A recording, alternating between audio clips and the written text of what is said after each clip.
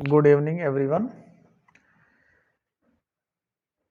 जैसा कि थंबनेल में आप देख रहे हैं, आज जो अपन सब्जेक्ट स्टार्ट करने वाले हैं वो सब्जेक्ट अपना estimating and costing. Estimating and costing जो सिविल इंजीनियरिंग कंपटीशन एग्जाम के लिए बहुत ही ज़्यादा इम्पोर्टेंट है, वेटेज भी अपना जो अच्छा रखता है। हर कंपटीशन एग्जामिनेशन के अंदर आपको जो है इस टॉपिक से रिलेटेड, इस सब्जेक्ट से रिलेटेड जो है आपको 5 से 7 क्वेश्चन देखने को मिल जाएंगे।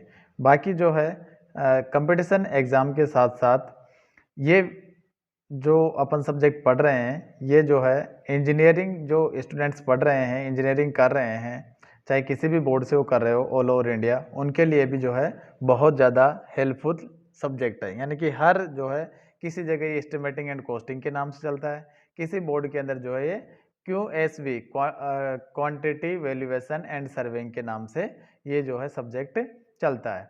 ठीक है, तो ये जो सब्जेक्ट है यानी कि एस्टिमेटिंग एंड कॉस्टिंग हो, चाहे क्वांटिटी सर्वे एंड वैल्यूएशन हो, दोनों ही सब्जेक्ट आपके एक ही है। चाहे जो है रेट क्वांटिटी या क्वांटिटी सर्वेइंग हो, तो वो जो सारे जो सब्जेक्ट्स है वो आपका जो एस्टिमेटिंग एंड कॉस्टिंग के अंदर कवर होते हैं। जैसा कि थंबनेल्स के अंदर आप देख रहे हैं, यहाँ पे स्क्रीन पे आपको दिखाई दे रहा है कि जो है अपन आज पढ़ने वाले हैं एस्टिमेटिंग एंड कॉस्टिंग। ठीक है, तो सबसे पहला जो है चैप्टर वाइज अपन इसको कंप्लीट करेंगे। ठीक है, और जैसे जैसे अपन आगे बढ़ते जाएंगे वैसे वैसे जो है चैप्टर वाइज, यानी फर्स्ट चैप्टर आपको इंट्रोडक्शन, यानी कि जो ये एस्टिमेटिंग एंड कॉस्टिंग सब्जेक्ट अपन पढ़ रहे हैं, इस सब्जेक्ट का जो है ऑब्जेक्ट क्या है, इसका ऑब्जेक्ट क्या है, और इस कोर्स को पढ़ने से अपने आउटकम्स क्या रहने वाले हैं, यानी कि आउटकम्स अपने क्या आएंगे। तो वो जो है एक आपका इंट्रोडक्शन सब्जेक्ट है कि जो है इंट्रोडक्शन जो है आपका ये वीडियो है कि इंट्रोडक्शन के हिसाब से जो है अपन चैप्टर फर्स्ट के अंदर इसको जो है जो है अपन इसको कंसीडर करेंगे। ठीक है, तो जो है ये कोर्स जो है क्वांटिटी सर्वेइंग, क्वांटिटी सर्वेइंग, ठीक है, जितने भी आपके जो इसका जो मेन ऑब्जेक्ट है वो अपने स्टूडेंट्स के अंदर एक स्किल डेवलपमेंट, यानी कि एक स्किल ऐसी डेवलप करना जो क्या करे, एक कोई भी आपका प्रोजेक्ट चल रहा है या कोई भी आपकी बिल्डिंग बन रही है, तो उसका मॉनिटरिंग करके, यानी कि उसको एक मॉनिटरी करके, और मॉनिटरी करके ही अपन क्या कर रहे हैं कि उसकी वैल्यू निकाल ले कि इस जगह पे इस बिल्डिंग की क्या वैल्यू हो सकती है। ठीक है, तो ये क्या है कि अपन, या फिर जो है कोई भी जो आपकी बिल्डिंग के सामने बनी हुई है पहले से, तो उसका कितना रेंट हो सकता है। ठीक है, वो अगर उसको अभी प्रेजेंट टाइम अपन मार्केट के अंदर सेल करें तो कितने रुपए तक वो जो है सेल हो सकती है। ठीक है, तो इसका एक प्री अनुमान लगाना ही आपका क्या है, एक एस्टिमेटिंग एंड कॉस्टिंग जो है। ठीक है, तो इसका जो जनरल ऑब्जेक्टिव है कि this course has courses quantity serving first and second as pre prerequisites, and as such its main objective is to develop in the student the art and skill whereby a monetary value can be placed on the volume of work previously measured। ठीक है, second जो आपका है कि इसके अंदर अपन क्या करते हैं, कोई भी जो फैक्टर्स होते हैं जो कंस्ट्रक्शन कॉस्ट होती है उसको अफेक्ट करते हैं, उनके बारे में एनालिसिस करना और उनको जो है कितने इफेक्ट आया है और उनको मिनिमाइज करना। ठीक है, थर्ड जो आपका ऑब्जेक्ट है इसका वो है कि कोई भी जो साइमेट्रिकली हैबिट ऑफ साइमेट्रिकली है, तो उसको क्या करते हैं अपन कि स्टैटिक वे के अंदर जाके और जो है एक बहुत अच्छा एस्टिमेट बना के और उसको क्या करते हैं अपन मार्केट के अंदर जो ट्रेड कर देते हैं कि हाँ जो है हमने ये सब्जेक्ट जो है यानी कि जो एस्टिमेट किया या कॉस्टिंग करी। ठीक है, तो वो आपका एक नज़रिया चेंज कर देता है बिल्डिंग का कि जो है इस बिल्डिंग की इतनी कॉस्ट हो सकती है। ठीक है, और फोर्थ आपका जो है कि इस सब्जेक्ट का जो मेन ऑब्जेक्ट है वो है कि impart the knowledge of estimating के बारे में आपकी नॉलेज को बढ़ाना, कॉस्टिंग, ठीक है, उसकी कॉस्ट करना, वैल्यू निकालना, valuation for civil engineering structure, कोई भी सिविल इंजीनियरिंग का स्ट्रक्चर है तो उसका एस्टिमेटिंग, कॉस्टिंग एंड उसका वैल्यूएशन, ये आपका जो है कोर्स का ऑब्जेक्टिव है। उसके बाद में जो है कोई भी कॉन्ट्रैक्ट होते हैं, कोई भी जो टेंडर लेता है, गवर्नमेंट के टेंडर होते हैं, ठीक है, या कोई ओनर बिल्डिंग जो अपना बनाता है तो उसका भी एक अपना क्या है कि टेंडर देता है वो। ठीक है। तो जितने भी जो कॉन्ट्रैक्ट जो डॉक्यूमेंट होते हैं वो तैयार के यानी कि उनको प्रिपेयर करना, उनको इवेलुएट करना, वो सारा काम किसके अंदर आता है, एस्टिमेटिंग एंड कॉस्टिंग के अंदर। यानी कि जो अपना जनरल जो ऑब्जेक्ट है कोर्स का कि ये सब्जेक्ट क्यों पढ़ रहे हैं, उसका जो है एक ब्रीफ आपको जो है 5 पॉइंट के अंदर दे दिया है। ठीक है। अब इसके बाद में जो है ऑब्जेक्ट के बाद में अब जो अपन ने ये ऑब्जेक्ट अपन लेके चले तो उसके अंदर से अपन को कितना आउटकम मिला, तो वो भी जरा डिस्कस कर लेते हैं कि कितना आउटकम अपन को इससे आया। तो यहाँ पे देख रहे हैं कि कोर्स आउटकम्स, ठीक है। कोर्स आउटकम्स क्या है कि अपन ने क्या किया, prepare quantity estimate for building, building के लिए क्वांटिटी एस्टिमेट बनाना सीख गए। ठीक है। रोडवे, रेलवे, कैनाल स्ट्रक्चर, ठीक है। और पर एज पर स्पेसिफिकेशन, जितने भी अपने आईएस कोड के अंदर स्पेसिफिकेशन दिए हुए हैं उन स्पेसिफिकेशंस के अकॉर्डिंग ही अपन ने जो है उसका क्वांटिटी एस्टिमेट बना लिया है। ठीक है।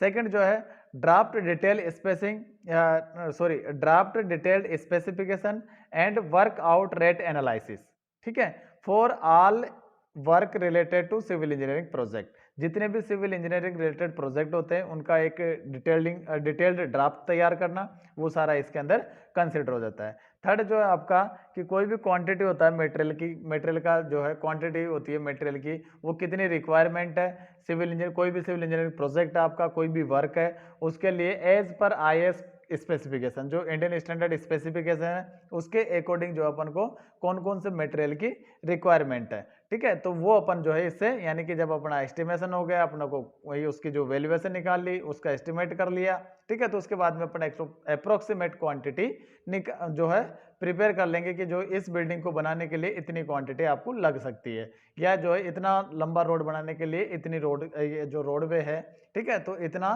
क्वांटिटी आपको लग सकता है। ठीक है। उसका अपन प्री एक एस्टिमेट तैयार कर लेते हैं। ठीक है। Prepare cost estimate and valuation of civil engineering works. जो भी आपकी बिल्डिंग है, कोई भी सिविल इंजीनियरिंग वर्क्स के कोई सा भी वर्क्स हो सकता है, डैम हो सकता है, कैनाल स्ट्रक्चर हो सकते हैं, ठीक है, या टनल हो सकती है, जो भी आपका जो सिविल इंजीनियरिंग रिलेटेड जितने भी वर्क है उनका एस्टिमेट और उनका वैल्यूएशन, ठीक है, वो सारा अपनों को इस कोर्स के आउटकम्स में मिल जाता है। ठीक है। उसके बाद में जो है प्रिपेयर टेंडर्स कॉन्ट्रैक्ट डॉक्यूमेंट्स अपन ने बना लिए हैं। Evaluate contract and tenders in construction practice, जो अपन ने ऑब्जेक्ट लेके चले थे कोर्स का उतना जो है अपन को आउटकम्स भी मिल गया है ऑलमोस्ट। ठीक है। तो ये जो आपके होते हैं यानी कि जो ये वर्क होता है ये क्या होता है कि सिविल इंजीनियरिंग के जितने भी जो प्रोजेक्ट होते हैं, सिविल इंजीनियरिंग जितने रोड बनते हैं, रेलवे बनते हैं, कैनाल डिजाइन होती है, डैम बनते हैं, ठीक है, तो डैम स्ट्रक्चर होते हैं, बहुत बड़े बड़े प्रोजेक्ट होते हैं। ठीक है। अरबों खरबों रुपए के प्रोजेक्ट जो होते हैं, कई जगह आपको देखा होगा कि बहुत बड़ा ब्रिज बन रहा होता है, बहुत ऊंचा ब्रिज बन रहा होता है, 8 लाइन 10 मतलब कि 6 लाइन 8 लाइन जो हाईवेज बनते हैं, ठीक है, एक्सप्रेस वेज बनते हैं, तो उनकी एक क्या होती है कि एक अनुमानित यानी कि प्री एस्टिमेट तैयार किया जाता है कि ये अगर अपन बना रहे हैं तो उसके अंदर अपन को कितनी लागत आ सकती है, यानी कि उसकी कितना कॉस्टिंग हो सकती है, कॉस्टिंग होने के बाद में अगर अपन इसको यूज में लेंगे तो कितना वैल्यू अपन को दे सकता है, वैल्यूएशन भी उसके साथ आपकी हो जाती है। ठीक है। कितनी क्वांटिटी लगेगी मटेरियल की वो भी अपन क्या करते हैं इसके अंदर पहले से ही निकाल लेते हैं, यानी कि एक आपको प्री एस्टिमेट तैयार हो जाता है कि जो है एस्टिमेटिंग अपन ने कर दी है और अब जो है आप इस वर्क को करने के लिए रेडी है। ठीक है। तो ये चीज आपको जो है यहाँ से अपन इस कोर्स को ऑब्जेक्टिव एंड आउटकम्स के अंदर कंसिडर करेंगे। ठीक है। यहाँ से जो है आपके एग्जाम रिलेटेड कोई क्वेश्चन नहीं बनेगा। ठीक है। एग्जामिनेशन के अंदर ऐसा कोई क्वेश्चन नहीं आएगा। ठीक है। लेकिन अपन को ये पता होना चाहिए कि जो अपन सब्जेक्ट पढ़ रहे हैं उस सब्जेक्ट का मोटिव क्या है, अपन वो सब्जेक्ट पढ़ क्यों रहे हैं। ठीक है। ये चीज अपन को पता होनी चाहिए। ठीक है। अब जो है सेकंड चैप्टर अपन स्टार्ट करते हैं कि यानी कि फर्स्ट चैप्टर जो है एक इंट्रोडक्शन के लिए मैंने इसको चैप्टर अलग कर दिया, बाकी जो है आपका मेन जो वर्क है सब्जेक्ट का, जो मेन अपना जो स्टार्ट होगा सब्जेक्ट वो यहाँ से स्टार्ट होगा। ठीक है। यानी कि चैप्टर नंबर 2 से जो वो तो क्या होता है कि हर एक सब्जेक्ट का जो भी आप सब्जेक्ट पढ़ रहे हो उस सब्जेक्ट का अलग अलग ऑब्जेक्ट होता है, अलग अलग उसके आउटकम्स होते हैं। एस्टिमेट पढ़ रहे हो तो उसके अंदर अपन जो है एस्टिमेटिंग एंड कॉस्टिंग पढ़ रहे हैं तो उसके अंदर अपन को क्वांटिटी सर्वेइंग एंड वैल्यूएशन उसका जो अपन करके देंगे। अगर आप स्टील पढ़ रहे हो तो स्टील के बारे में जो पढ़ेंगे उसका स्टील के बारे में उसका ऑब्जेक्ट होगा कोई ना कोई कि स्टील कितना लोड ले सकता है। आरसीसी होगा तो उसका आरसीसी के बारे में जो है अपन उसका डिस्कस करेंगे। ठीक है। सर्वेइंग होता है, सर्वेइंग क्यों करते हैं उसका भी ऑब्जेक्ट जो है अपना यानी कि हर सब्जेक्ट का पढ़ने का ऑब्जेक्ट अपना अलग अलग होता है और उसके आउटकम्स भी आपके जो है अलग अलग होते हैं। ठीक है, अब जो स्टार्ट करते हैं कि purpose and importance of estimates. सबसे पहला जो अपना रहेगा टॉपिक कि कई बार क्वेश्चन पूछ लिया जाता है एग्जामिनेशन के अंदर कि जो है what is the purpose and importance of the estimates. Estimates का जो उसके अंदर 4 ऑप्शन आपको मिल सकते हैं ऑब्जेक्टिव टाइप के अंदर कि जो है 3 उससे रिलेटेड होंगे और चौथा जो है आपका ऑल ऑफ द एबोव या नन ऑफ दीज भी हो सकता है। ठीक है, तो इस तरीके का क्वेश्चन आपसे जो है एग्जामिनेशन के अंदर पूछा जा सकता है।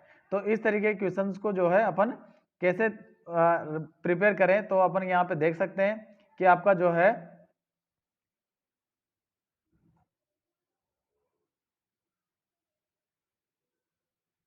जब एस्टिमेट कर रहे हैं कि जो है अपना पर्पज क्या है एस्टिमेट का, यानी कि एस्टिमेट जो अपन कर रहे हैं तो उसका जो है अपना पर्पज क्या है, पर्पज एंड उसकी इंपॉर्टेंसी क्या है। तो जो भी आपका एस्टिमेट बना रहे हैं तो उसके लिए पहले अपन क्या करते हैं, कुछ एलिमेंट्स तैयार करते हैं। एलिमेंट्स का मीन्स होता है कि जो यानी कि इस जो आप एस्टिमेट करोगे तो एस्टिमेटिंग के अंदर क्या क्या चीज इन्वॉल्व होती है उसका अपन जो है एक एलिमेंट्स तैयार करते हैं कि इसके अंदर कौन कौन सी चीज इन्वॉल्व हो सकती है। ठीक है, और उसे अपन को क्या आउटकम्स मिल सकता है। तो सबसे पहला जो यहाँ पे है आप देख रहे हो कि सबसे पहली जो है approximation of the material. Material इसके अंदर कितना लग सकता है, ये एक एलिमेंट्स आपका यानी कि अप्रोक्सीमेशन ऑफ द मटेरियल अपन जो उससे निकालेंगे। ठीक है, इन्वेस्टमेंट इन्वॉल्व्ड कि जो भी प्रोजेक्ट आप ले रहे हैं हाथ में, ठीक है, जो भी प्रोजेक्ट आप कर रहे हैं तो उसके अंदर जो है आपका कितना इन्वेस्टमेंट हो सकता है वो अपन एक प्री एस्टिमेट तैयार कर लेंगे। ठीक है, यानी कि उसकी कॉस्टिंग अपन कर सकते हैं। उसके बाद में थर्ड जो पॉइंट आता है आपका वो रहता है कि time to be taken for the completion of electrification project we are planning to do.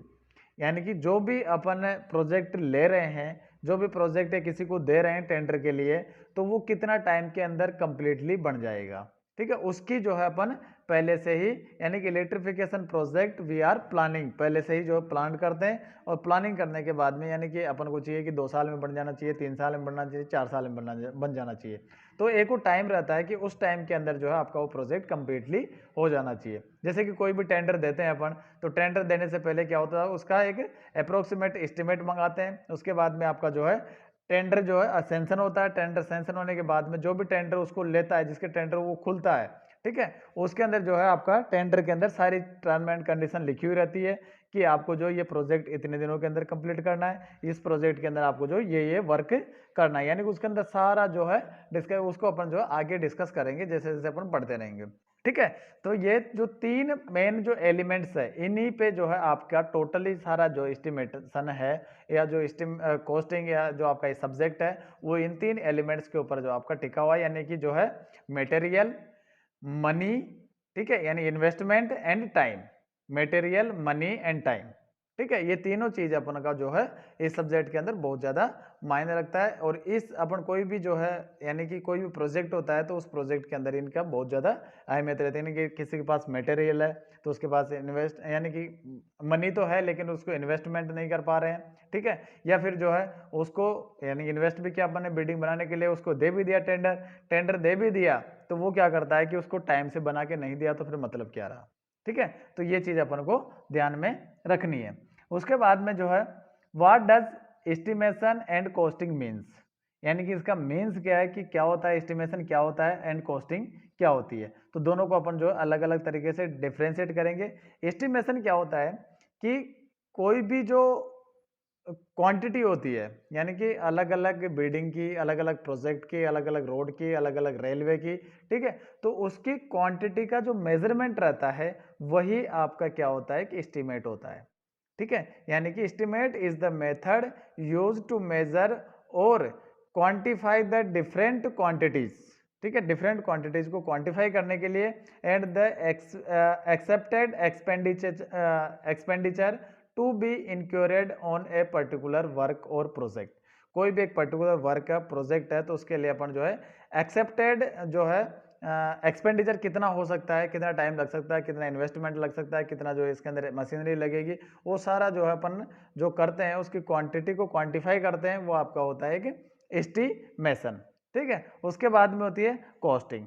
ठीक ठीक है, यानी कि जो हो गया जितना अपनी क्वांटिटी निकल के आई है, फिर उस क्वांटिटी को पर जो है मेजरमेंट के हिसाब से या जो है पर नोज के हिसाब से या जो है पर मीटर के हिसाब से अपन जो है उसको क्या करते हैं, उसकी कॉस्टिंग निकालते हैं। कोई भी प्रोजेक्ट होता है, ठीक है, तो वो होती है अपनी कॉस्टिंग। यानी कि in the event that the fund available are less than the estimated cost of the work being done in a part or by reducing it or by amending the specifications, the following requirements is necessary for the preparation of the estimate। यानी कि estimate को जो है prepare करने के लिए अपने पास में किस किस चीज़ की जरूरत पड़ेगी वो अपन जो है देखते हैं। सबसे पहला जो है अपन को, यानी कि अपन को जो जरूरत पड़ेगी वो पड़ेगी ड्राइंग्स। यानी कि सबसे पहला कोई भी प्रोजेक्ट होता है, कोई भी जो बिल्डिंग होती है, कोई भी जो आपका साइट मतलब कि जो रोड होता है या रेलवे साइट होती है, ठीक है, तो उसके ऊपर क्या है कि अपन को सबसे पहले ड्राइंग की रिक्वायरमेंट होती है। ठीक है, यानी कि ड्राइंग अगर अपने पास में लाइक उसके जो प्लान, एलिवेशन और उसका सेक्शन, ठीक है, तीनों चीज अगर अपने पास में अवेलेबल है तो अपन जो है उसका इजीली एस्टिमेट कर सकते हैं। ठीक है, उसकी कॉस्टिंग इजीली निकाल सकते हैं। ठीक है, तो सबसे फर्स्ट जो है अपना ड्राइंग, यानी कि बात करें अपन फर्स्ट की, तो फर्स्ट जो है अपना वो है ड्राइंग। ठीक है, तो ड्राइंग।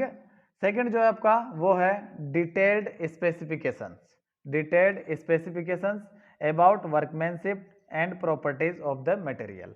ठीक है, यानी कि जो सेकंड आपका जो है, ठीक है, डिटेल्ड स्पेसिफिकेशंस। उसके बाद में जो है थर्ड आपका जो है वो है standard schedule of rates of the current year. जो भी आपका शेड्यूल ऑफ रेट्स है, ठीक है, यानी कि ये जो पीडब्ल्यूडी जारी करती है, जो बीएसआर होता है बेसिक शेड्यूल ऑफ रेट, ठीक है, वो पीडब्ल्यूडी के पास में होता है। तो उस करंट ईयर के अंदर कौन से आइटम का कितना रेट चल रहा है, यानी कि कोई भी अपन जो प्रोजेक्ट कर रहे हैं या प्रोजेक्ट को टेंडर निकाल रहे हैं तो उसके अंदर जो है शेड्यूल ऑफ रेट का भी पता होना चाहिए कि जो है अपना जो है रेट क्या चल रहा है। ठीक है, तो इस तरीके से अपन इसको कर सकते हैं। ठीक है, यानी कि इस चीज की अपन को रिक्वायरमेंट होती है। अब क्या होता है कि थर्ड पॉइंट पे आते हैं कि purpose of estimating and costing. Estimate कर लिया, कॉस्टिंग निकाल ली, अब इसका जो मेन पर्पस क्या है, क्यों निकाला जाता है। ठीक है, यानी कि निकाल तो रहे हैं अपन, लेकिन पता नहीं है क्यों निकाला जाता है। तो उसके लिए अपन जो है एक एक 1 बाय 1 करके पॉइंट टू पॉइंट अपन डिस्कस करेंगे। ठीक है, तो यानी कि यहाँ पे अगर मैं बात करूं कि फर्स्ट, यानी पर्पज आपका जो फर्स्ट पर्पज है एस्टिमेट करने के लिए, वो आपका फर्स्ट पर्पज है कि estimates provide an rough idea. यानी कि जो एस्टिमेट्स होता है, कोई भी बिल्डिंग होती है, कोई प्रोजेक्ट होता है, ठीक है, कोई भी आपका प्लांट अगर आप स्टेबल कर रहे हैं या कोई कंपनी जो अपना प्लांट लगा रही है, तो उसका एक अपन को क्या है कि कॉस्ट का एक अप्रोक्सीमेट आइडिया हो जाता है। यानी कि जो है अपना इसके अंदर कितना इन्वेस्टमेंट हो सकता है, कितनी कॉस्टिंग इसकी आ सकती है, कितना मटेरियल लग सकता है। ठीक है, तो इस तरीके के का जो होता है अपन को पहले से ही अनुमान हो जाता है कि इसके अंदर, इस प्रोजेक्ट के अंदर इतने आपकी जो है लागत आने वाली है। ठीक है, तो यानी कि estimate provide an rough idea of the cost of the job, therefore its feasibility can be calculated whether or not the project would be included in the fund available।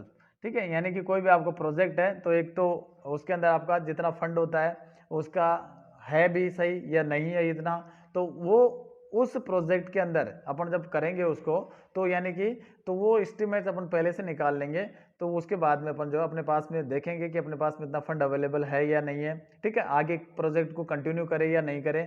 तो इस तरीके की जो चीज़ होती है तो वो आपकी होती है पहले से अपन एस्टिमेट कर लेंगे, तो ऐसी जो है दिक्कत नहीं आती है।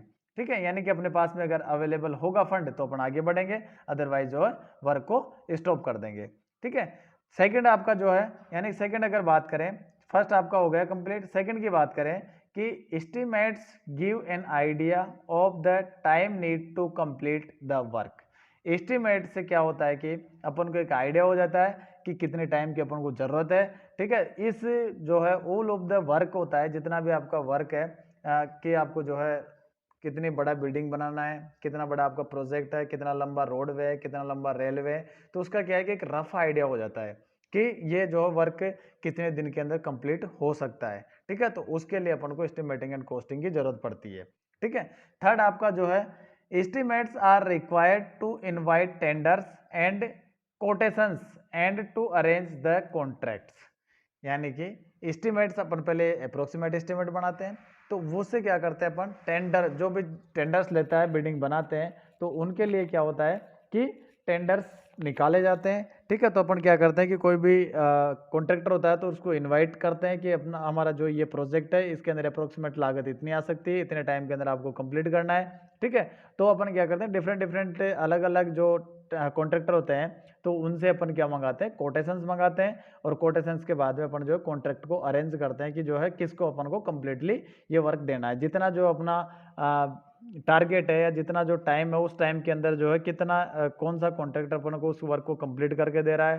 ठीक है, या फिर जो है अपना वो वर्क है तो आगे कितने जो है आपकी इतने रुपए के अंदर, या जो आपने जो कॉस्ट निकाली है तो उस कॉस्ट के अंदर आपका जो कौन सा कॉन्ट्रैक्ट उसको कम करके दे रहा है, तो उस कॉन्ट्रैक्टर को अपन क्या करेंगे, अप्रोच करेंगे। ठीक है, फोर्थ वन इज आपका जो है, estimates are also required to control expenditure during the execution of the work.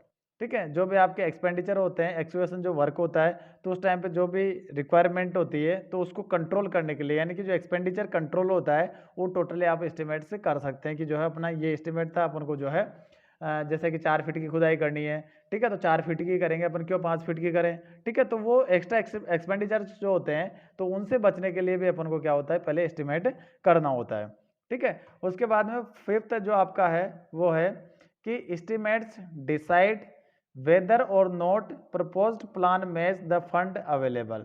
यानी कि जो आपका रिक्वायरमेंट है, ठीक है, या आपने डिसाइड किया है कि इसका अपना क्या प्रपोजल हो सकता है इस प्लान का, तो उतना फंड अपने पास में अवेलेबल है कि नहीं है, तो इससे रिगार्डिंग भी अपन क्या करते हैं, पहले एस्टिमेट कर लेते हैं। ठीक है, फिर जो है 6 आपका जो है, calculate the number of work. ठीक है, calculate the number of worker, है ना, जो उसके अंदर लगने वाले हैं, कितने वर्क लगेंगे, कितने वर्कर उसके अंदर लगेंगे। ठीक है, और वो वर्कर कितने दिन के अंदर अपन उस काम को करके दे देंगे। ठीक है, तो वो चीज़ भी अपन को जो है इसके अंदर इजीली कैलकुलेट कर लेते हैं कि आपका जो एस्टिमेट अगर आपके पास में रेडी है तो उसके बाद में अपन को उसका वर्कर के बारे में, ठीक है, या फिर जो है वो कितने दिन के अंदर उस काम को कंप्लीट कर देंगे, कितने वर्कर उसके अंदर लगेंगे, कितने मैसन लगेंगे, कितने मजदूर लगेंगे, वो सारी चीज़ अपन को जो है पहले से ही पता चल जाती है, यानी कि एक आपका एस्टिमेट रेडी हो जाता है। ठीक है, नेक्स्ट जो है आपका कि fix fix up the completion period from the volume of work involve in the estimate. जितने भी जो आपके उसके अंदर कंप्लीशन ऑफ द टाइम के अंदर जितने भी आपको वॉल्यूम ऑफ वर्क है तो वो आपका उस एस्टिमेट के अंदर इन्वॉल्व रहता है। ठीक है, 8 जो आपका है उसके अंदर अपन बात करें कि an estimate for an existing property is required for valuation. ठीक है, यानी कि जो प्रॉपर्टी है आपके पास में कोई भी पहले से बनी हुई बिल्डिंग है तो उसका वैल्यूएशन करेंगे कि जो है ये मार्केट के अंदर कितने में सेल हो सकती है, इसको रेंट से अगर अपन दे तो कितने रुपए तक रेंट आ सकता है, तो वो सारा जो वैल्यूएशन रहता है वो भी एक एस्टिमेट से अपन को पता चलता है कि अपना जो है बिल्डिंग का कॉस्ट कितना था बनी थी जब। ठीक है, और अब इसका जो है कितना हो सकता है, मार्केट वैल्यू क्या चल रही है। ठीक है, 9th जो आपका है उसके अंदर अगर अपन बात करें कि justify the investment from the benefit cost ratio. ठीक है, यानी कि अगर अपन इसको बेच रहे हैं या इसको बना रहे हैं, ठीक है, तो उसका अपन को कितना बेनिफिट होने वाला है। ठीक है, अपने जो कॉस्ट इन्वेस्ट कर रहे हैं उसके बराबर अपन को बेनिफिट होगा कि नहीं होगा। कई लोग ऐसे होते हैं बड़े बड़े जो प्रोजेक्ट हाथ में यानी कि बना तो लेते हैं, बट ऐसा पता चलता है कि उसके बाद में उसका जो है यानी कि बेनिफिट भी नहीं हो रहा, उसको कोई प्रॉफिट नहीं हो रहा, लाभ नहीं हो रहा, उसे उसने बना के जो है उसको छोड़ दिया है। ठीक है, या जैसे किसी ने होटल खोला, अब होटल में क्या होता है कि चल गया तो ठीक है, नहीं चला तो जो है आपका यानी कि ऐसी लोकेशन पे आपने इन्वेस्टमेंट तो कर दिया लेकिन वहाँ पे आपको कुछ बेनिफिट ही नहीं है। ठीक है, तो ये भी आपको जो है पहले से जस्टिफाई रहता है कि अपन जो उसको जस्टिफाई कर सकते हैं, इन्वेस्टमेंट जो है अपन लगा रहे हैं, इन्वेस्टमेंट कर रहे हैं तो उसका जो अपन को बेनिफिट कितना होने वाला है। ठीक है, 10th जो आपका है fix up the completion period from the volume of work involve in the estimate. जितने जो वॉल्यूम है वर्क आपके जो है, ठीक है, तो उनका भी अपना जो है यानी कि बात करें कि यानी कि कोई भी कंप्लीशन पीरियड होता है वॉल्यूम ऑफ द वर्क का, तो वो भी आपका इन्वॉल्व रहता है किसके अंदर, एस्टिमेट के अंदर। ठीक है, तो इसके मेन पर्पज है जो आपने यहाँ पे दिख रहा होगा डायग्राम्स के थ्रू जो अपन करते हैं कि इसके मेन जो पर्पज होते हैं वो क्या रहते हैं। यानी कि बात करूँ मैं यहाँ पे कि आपका जो वैल्यूएशन है, तो ये वैल्यूएशन पहले तो पर्पज़ के लिए पर्पज़ ऑफ एस्टिमेट आपका जो है कितने टाइम के अंदर आपका उसका कंप्लीट हो जाएगा, जो प्रोजेक्ट है आपका कितने टाइम में हो जाएगा, ठीक है। उस प्रोजेक्ट को सैंक्शन करवाना, ठीक है, वो भी आपका एस्टिमेट, यानी जब तक आपका एस्टिमेट नहीं बनेगा, जब तक कोई प्रोजेक्ट जो गवर्नमेंट की तरफ से या ओनर की तरफ को अगर आप बिल्डिंग बना रहे हैं, तो जब तक आप एस्टिमेट नहीं दोगे तब तक जो प्रोजेक्ट आपका सैंक्शन नहीं होगा, ठीक है। तो सैंक्शन के लिए भी आपको जो एस्टिमेट की जरूरत होती है, ठीक है। यह आपका जो इक्विपमेंट एंड टूल्स, क्या क्या टूल्स उसके अंदर या क्या क्या इक्विपमेंट की अपन को जरूरत पड़ेगी। जैसे बिल्डिंग बनाते हैं, एग्जांपल देता हूँ मैं, ठीक है। जैसे कि अपन बिल्डिंग बना रहे हैं, तो बिल्डिंग के अंदर अपन को क्या मिक्सर वगैरह की जरूरत पड़ेगी, वाइब्रेटर की जरूरत पड़ेगी, ठीक है। जो आपके इलेक्ट्रिकल के से रिलेटेड जितने भी जो वर्क होते हैं, तो उनकी जो मशीनरी जो होती है तो उनकी ज़रूरत पड़ेगी, ठीक है। मिक्सिंग के लिए आपको मिक्सर की ज़रूरत पड़ेगी, ठीक है। तो इस तरह के इक्विपमेंट्स को अपन अरेंज करेंगे पहले से, तो अपन को कैसे पता चलता है, वो एस्टिमेशन से ही पता चलता है कि अपन को इसके अंदर किस किस जो है इक्विपमेंट एंड टूल्स की रिक्वायरमेंट होगी, ठीक है। उसके बाद में जो है कॉस्ट, यानी कि उसकी कॉस्ट कितनी आएगी। आपका जो कोई भी प्रोजेक्ट है, तो प्रोजेक्ट की आपकी कॉस्ट कितनी आने वाली है, ठीक है। तो वो आपका एस्टिमेशन से ही पता चलता है। उसके बाद में जो है मटेरियल रिक्वायर्ड, कितने मटेरियल की अपन को रिक्वायरमेंट होगी। जो आप एस्टिमेट अगर आप पहले से ही प्रिपेयर कर लेते हैं, तो अपन को जो है मटेरियल की रिक्वायरमेंट का पता चल जाता है कि अपन को जो कितने मटेरियल की रिक्वायरमेंट होने वाली है, ठीक है। उसके बाद में जो टेंडर, अगर टेंडर का इन्विटेशन अपन को निकालना है, तो उसको, यानी कि कोई भी आपका कॉन्ट्रैक्ट होता है, तो उसको इन्वाइट करने के लिए भी अपन को क्या है कि एस्टिमेशन की जरूरत होती है। लेबर अरेंज करने के लिए कि कौन कौन सी लेबर अपन को चाहिए, कि मेसन चाहिए तो वो स्किल्ड चाहिए या अनस्किल्ड चाहिए, ठीक है। या फिर जो है अपना जैसे कि आपका जो हेड मेसन होता है, कितने की रिक्वायरमेंट होती है, मेसन को कितने की रिक्वायरमेंट होती है, ठीक है। कुलीस वगैरह, बिस्ती वगैरह, तो वो अलग अलग टाइप की जो लेबर होती है, उनकी रिक्वायरमेंट के लिए भी अपन को क्या करना होता है, एस्टिमेशन करना होता है, ठीक है।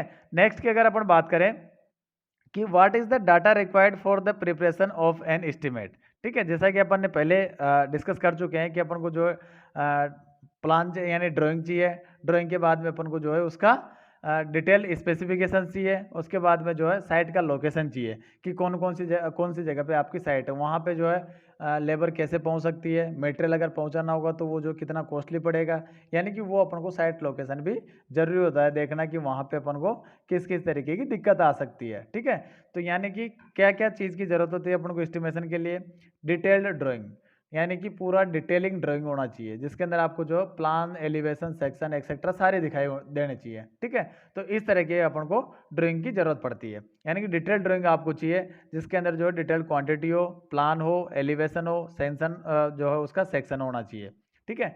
उसके बाद में जो है डिटेल्ड स्पेसिफिकेशन, क्योंकि अपन जो भी ड्राइंग बना रहे हैं, ठीक है, या जो भी ड्राइंग बना के दी है आर्किटेक्ट ने आपको, यानी कि आर्किटेक्ट ने जो भी ड्राइंग बना के दी है, उस ड्राइंग के अकॉर्डिंग अपन को जो कितने कॉलम चाहिए तो कॉलम की डेप्थ कितनी चाहिए, ठीक है। उसकी फुटिंग कितनी चाहिए, फुटिंग जो है आपके उसकी कितनी चौड़ाई, कितनी लंबाई, कितनी ऊंचाई चाहिए, ठीक है।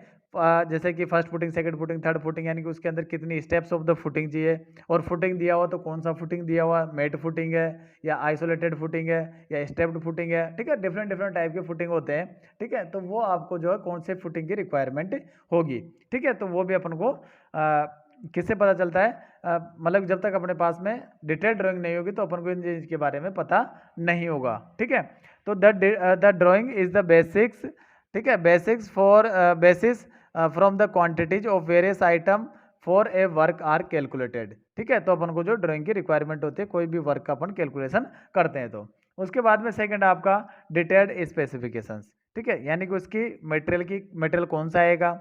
जैसे कि आप रेनफोर्समेंट यानी कि सरिया यूज़ कर रहे हैं, तो कौन सा कर रहे हैं, टाटा कर रहे हैं, पैंथर का कर रहे हैं, जिंदल का कर रहे हैं, कौन सा आपको जो उसका यूज़ कर रहे हैं, तो वो सारी डिटेल स्पेसिफिकेशंस आपके पास में होनी चाहिए। यानी कि एक तो जनरल स्पेसिफिकेशन होती है जिसके अंदर नाम होता है, जैसे कि मेरे को अंबुजा सीमेंट चाहिए, ठीक है, या मेरे को जेके लक्ष्मी सीमेंट चाहिए, या मेरे को अल्ट्राटेक चाहिए, ठीक है।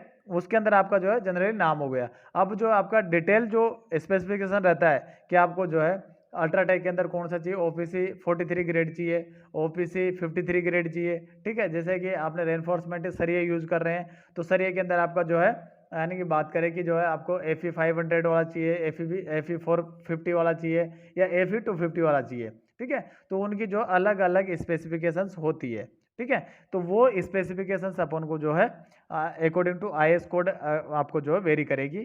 तो आपको उसके अकॉर्डिंग आपको डिटेल स्पेसिफिकेशन पता होगा, तभी आप जो उसका एक्चुअल एस्टिमेट बना के दे सकते हैं, ठीक है। यानी कि जनरल स्पेसिफिकेशंस के अंदर क्या होता है कि जनरल आइडिया होता है प्रोजेक्ट के बारे में, ठीक है। वहाँ का जो नेचर क्या है, क्लास ऑफ द वर्क, कौन कौन से आपको जो वर्क करने हैं वहाँ पे, ठीक है। और मटेरियल का नाम, name of the material should be used are described, उसके अंदर आपको मटेरियल के नाम होते हैं कि रेनफोर्समेंट यानी सरिया चाहिए, ईंट चाहिए, सीमेंट चाहिए, ठीक है, एग्रीगेट चाहिए यानी कि रोड चाहिए, ठीक है। तो वो आपको पता रहेगा कि ये तो नाम पता हो गया, लेकिन उसका डिटेल के अंदर यानी कि जैसे को सीमेंट चाहिए तो कौन सा चाहिए, ठीक है। यानी कि रैपिड हार्डनिंग चाहिए, OPC 43 ग्रेड चाहिए, OPC 53 ग्रेड चाहिए, कौन से टाइप का आपको सीमेंट चाहिए, ठीक है। तो वो आपका डिटेल्ड स्पेसिफिकेशंस के अंदर आता है। उसके बाद में लोकेशन, यानी कि साइट का लोकेशन क्या है आपका, कौन सी जगह पे आपका जो प्रोजेक्ट चल रहा है, ठीक है। वहाँ की साइट की नॉर्मल कंडीशन क्या है, नेचुरल कंडीशन वहाँ की क्या है। कहीं एक तो ऐसा हो कि ट्रक भर के गया सीमेंट के कट्टों का और वहीं पे अलज गिरा गया, ठीक है। तो ऐसा भी नहीं होना चाहिए। यानी कि आपका जो साइट बहुत ज़्यादा इंपॉर्टेंस रहती है साइट की, कि आपका जो कौन सी जगह प्रोजेक्ट का साइट है, ठीक है। नेक्स्ट अगर अपन बात करें कि एक एस्टिमेटर जो रहता है, यानी कि जो एक एस्टिमेटर जो एस्टिमेट करता है, तो उसका काम क्या होता है, यानी कि जॉब ऑफ एन एस्टिमेटर, ये जनरल इंट्रोडक्शन है। उसके बाद में जो है कई बार पूछ लिया जाता है एग्जामिनेशन के अंदर कि जो है एक एस्टिमेटर जो रहता है उसका क्या काम है, यानी कि job and estimator, good estimator के क्या जॉब होते हैं। तो उसका जो जॉब है उसके अंदर क्या क्या चीज़ इन्वॉल्व होती है, तो अपन बात करें कि estimating the quantity of material and the cost involved, यानी कि जो बात करेगा कि कितनी क्वांटिटी उसके अंदर आएगी, ठीक है, कितना उसका कॉस्ट इन्वॉल्व होगा। तो वो सारा काम जो रहता है, एक जो जॉब रहता है वो एक एस्टिमेटर का ही रहता है। वो जो है कॉस्ट के, आपका जो कोई भी मटेरियल आएगा तो उसकी जो है सेलिंग प्राइस, उसकी मार्केट के अंदर क्या कॉस्ट है, उसका सारा एनालाइज करने का काम भी किसका है, एक एस्टिमेटर का है। जब भी वो आपको जो है एस्टिमेट बना के दे सकता है। मेंटेनिंग प्रॉपर अकाउंट, सारी चीज़ों का प्रॉपर अकाउंट मेंटेन रखेगा कि सीमेंट के कट्टे इतने आ गए, बजरी की ट्रॉली या बजरी के ट्रक इतने आ गए, उसके बाद में जो अपना रेनफोर्समेंट कितना आ गया, तो सारा जो प्रॉपर अकाउंट को मेंटेन रखता है, ठीक है। और कितने रुपए अपन ने दे दिए, कितने रुपए बाकी है। उसके बाद में अवेलेबिलिटी ऑफ मटेरियल, मार्केट के अंदर काम तो स्टार्ट कर दिया बट मार्केट के अंदर वो चीज़ अवेलेबल ही नहीं है। अभी सीमेंट की सप्लाई बंद हो गई, कई बार बजरी की सप्लाई बंद हो जाती है, बजरी के ऊपर जो रोक लगा दी है, ठीक है। तो एक तो मटेरियल अवेलेबल ही नहीं है। अगर आपने कॉस्टिंग कर दी कि जो 7,000 रुपये फिट के हिसाब से आपका आएगा बजरी, ठीक है, लेकिन बजरी जो है रोक लगा दी गवर्नमेंट ने और वहाँ पे ब्लैक के अंदर मिल रही है, वो 700 की जगह 1400 रुपये की चल रही है, ठीक है। तो वो क्या करता है, आपका एस्टिमेट को बढ़ा देता है, वो एस्टिमेट को बढ़ा देता है, जबकि उसको ये सारी चीज़ का आइडिया होना चाहिए। तो ये आपका जो है गुड एस्टिमेटर कहलाएगा वो, ठीक है। यानी कि अब इसकी क्वालिटी भी बता देता हूँ मैं कि एक जो है अच्छा एस्टिमेटर रहता है उसकी क्या क्वालिटीज होती है, उसके अंदर क्या क्या क्वालिटी होनी चाहिए, ठीक है। तो सबसे पहला तो ये है कि वो वेल क्वालिफाइड होना चाहिए, यानी कि उसने जो है क्वांटिटी सर्वे एंड वैल्यूएशन या एस्टिमेटिंग एंड कॉस्टिंग सही ढंग से पढ़ा होना चाहिए सिविल इंजीनियरिंग के अंदर, ठीक है। एक जो है जब भी सिविल इंजीनियरिंग के अंदर एस्टिमेटिंग एंड कॉस्टिंग की क्लास चल रही होती है तो बंक नहीं करना चाहिए, यानी कि जब भी जो है आपका क्लास के अंदर पढ़ रहे हो, ठीक है, तो उस टाइम पे, ठीक है। तो यानी कि वो जो अगर एस्टिमेट उसने सही ढंग से पढ़ा है क्लास के अंदर तो ही वो आगे उसका अच्छा एस्टिमेटर बन सकता है। अगर जिसने कॉलेज लाइफ में नहीं पढ़ा हो, ठीक है, वो अपनी क्लास से पढ़ के जो अच्छे एस्टिमेटर बन सकते हैं। यानी कि अपना जो है रणथंभौर चंचल क्लासेज जो है इसको पढ़ के भी civil engineering by Mukesh Saini, ठीक है, इसको पढ़ के भी जो वो आगे अच्छा एस्टिमेटर बन सकता है, चाहे उसने कॉलेज के अंदर इंजीनियरिंग में पढ़ाई की हो या नहीं की हो, ठीक है। तो जो है अपने इस क्लासेज को दोस्तों के साथ शेयर करिए, लाइक करिए, ठीक है, और हमको जो है कमेंट करिए, जिससे ताकि हम इम्प्रूव कर सकें आपके लिए और अच्छा कंटेंट अपन जो है ला सकें, ठीक है। तो सब्सक्राइब, लाइक और शेयर करना नहीं भूलें, ठीक है। जिससे क्या है कि किसी ने अगर एस्टिमेटिंग एंड कॉस्टिंग कॉलेज के अंदर नहीं पढ़ी हो तो वो यहाँ से अपनी क्लास से पढ़ ले, ठीक है। तो यहाँ पे सबसे पहली जो मैंने बताया था कि वो वेल क्वालिफाइड होना चाहिए, हर काम के अंदर जो है इफिशिएंट होना चाहिए, ठीक है। और किसी भी पर्सन के सामने वो एक्सपीरियंस्ड जो रहता है तो वो आपको जो है इजीली प्रेजेंट कर सके, ठीक है। यानी कि वो एक एक्सपीरियंस्ड पर्सन होना चाहिए, ठीक है। अब उसके बाद में जो अगर एक्सपीरियंस्ड होगा, वेल क्वालिफाइड होगा, तो वो क्या करेगा, आपको एक अच्छा और इकोनॉमिकल यानी कि सस्ता, सुंदर, टिकाऊ एस्टीमेट बना के देगा, जिससे आप चाहे उसको मतलब कि मार्केट के अंदर अगर आप यूज़ करना चाहेंगे तो उसको जो है इजीली यूज़ कर सकते हैं। ठीक है, तो उसके अंदर क्या क्या क्वालिटी होती है, अपन ने 2-3 क्वालिटी बता दी। वेल क्वालिफाइड होना चाहिए, एफिशिएंट एंड जो है एक्सपीरियंस्ड होना चाहिए उसको। ठीक है, और जिससे ताकि वो आपका इकोनॉमिकल एस्टिमेट बना सके। ठीक है, अब यहाँ से आगे बात करें कि उसके अंदर और क्या क्या क्वालिटीज होनी चाहिए, तो वो भी अपन जो है डिस्कस कर लेते हैं वन बाय वन। तो यहाँ पे आप देख रहे हैं,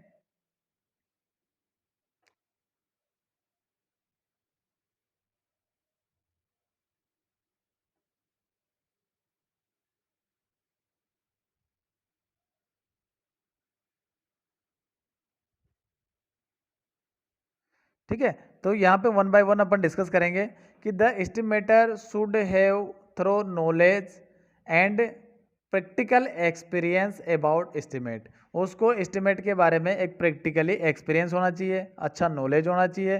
ठीक है, तो ही वो अच्छा एस्टिमेट अपन को बना के दे सकता है। ठीक है, estimator should visit the site time to time, यानी कि वो जो है आपका साइट पे टाइम टू टाइम आपका जो विजिट करना चाहिए, ताकि आपको जो कोई भी कमी अगर आपको दिख रही है साइट के ऊपर, तो वो एस्टिमेटर वहाँ पे जाके उसको जो है सोल्व आउट करेगा, उसको रिजोल्व करेगा। ठीक है, उसके बाद में जो है आपका अगर बात करें कि जो estimator should have good imagination and जो एक्सपेरिमेंटल पावर, यानी कि वो जो सामने बिल्डिंग को देख के, प्रोजेक्ट को देख के ही एक अनुमान लगा दे, यानी कि उसका इमेजिनेशन जो पावर बहुत अच्छा होना चाहिए, ताकि वो देख के ही किसी चीज़ को एक्सपेरिमेंटली जो है आपका बता दे कि हाँ ये चीज़ इस तरीके से बनी हुई है, इसके अंदर इतना अप्रोक्सीमेट कॉस्ट आपका लग सकता है। ठीक है, तो वो चीज़ भी ज़्यादा ज़रूरी है। अब अगर अपन बात करें कि नेक्स्ट उसके अंदर और क्या क्वालिटी होनी चाहिए, तो और क्वालिटी जो उसके अंदर होनी चाहिए कि estimator should keep provision for future extension. ठीक है, यानी कि आगे आने वाले 20 साल, 30 साल, 40 साल, क्योंकि अगर कोई भी बिल्डिंग अपन कंस्ट्रक्ट कर रहे हैं, बना रहे हैं, तो बिल्डिंग ये तो नहीं कि जो साल 2 साल चलेगी। ठीक है, वो एटलीस्ट आने वाले जो है 60-70 साल के लिए डिजाइन होती है। ठीक है, तो आने वाले जो 60-70-100 साल के, यानी कि वैसे तो 100 ईयर्स मान के चलते हैं अपन एक बिल्डिंग की लाइफ। ठीक है, तो 100 ईयर्स के अकॉर्डिंग उसके अंदर जो है आगे क्या फ्यूचर एक्सटेंशन, यानी कि अगर रोड कंस्ट्रक्ट कर रहे हैं, ठीक है, तो उसके अंदर क्या होता है कि बीच के अंदर अपन एक एक्सटेंशन के लिए थोड़ा सा गैप छोड़ते हैं, ताकि जो है अपन उसको आगे अगर फ्यूचर के अंदर अपन को रोड की चौड़ाई बढ़ानी पड़ जाए, तो अपन जो है यानी कि एक पहले से ही फ्यूचर एक्सटेंशन के लिए अपन क्या करते हैं, एक मतलब कि एडवांस में ही जगह लेके चलते हैं। तो वो एक अच्छा एस्टिमेटर होगा तो उसको पता रहेगा कि आने वाले समय के अंदर कितना जो है इसके अंदर इम्प्रूवमेंट हो सकता है। ठीक है, उसके बाद में जो नेक्स्ट अगर अपन बात करें कि सी या ही कोई भी हो सकता है, इंजीनियरिंग लड़का भी कर सकती है, लड़की भी कर सकता है, सिविल इंजीनियरिंग। ठीक है, तो he she should have up to date knowledge of price of material. आज मार्केट के अंदर क्या यानी कितनी रेट चल रही है, ठीक है, कल उसकी क्या रेट होने वाली है, और प्रीवियस यानी पीछे वाले यानी गए वाले कल के अंदर उसकी क्या रेट थी, तो वो जो है अप टू डेट यानी कि बिल्कुल डे बाय डे उसको नॉलेज होना चाहिए कि आज मार्केट के अंदर जो है सीमेंट का कट्टा 5 जो है 380 रुपये का आया, कल 388 रुपये, सॉरी 382 रुपये का था। ठीक है, हो सकता है आने वाले कल में 378 रुपये का हो जाए, तो उसको जो है अप टू डेट रहना होगा कि जो है वही आपका एक जो है गुड एस्टिमेटर हो सकता है। ठीक है, नेक्स्ट अगर अपन बात करें, तो वो है